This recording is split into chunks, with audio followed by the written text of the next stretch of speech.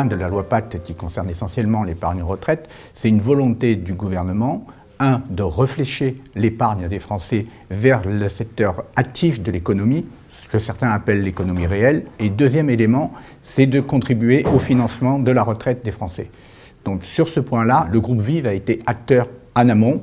D'ailleurs, nous avons fait plusieurs entretiens au niveau des pouvoirs publics pour permettre de donner des critères, et nous avons poussé un amendement parce qu'on considère qu'effectivement l'épargne retraite est un élément important et qui doit trouver son issue majoritairement dans la rente. Parce que la retraite, c'est une vie qui commence après l'activité professionnelle et qui se termine malheureusement à la fin de vie, et on doit garantir des revenus aux personnes. Le groupe Vive est un groupe mutualiste, souhaite de faire en sorte que les épargnants puissent protéger et avoir une transparence dans leur épargne. C'est un élément qui est important à notre sens, et d'autant plus que l'épargne, et notamment l'épargne salariale qui demain va devenir un acteur majeur avec les nouvelles modifications et notamment la baisse du forfait social, voire la suppression pour certaines entreprises les plus petites, il faut qu'on puisse proposer aux épargnants des solutions qui répondent à ces critères.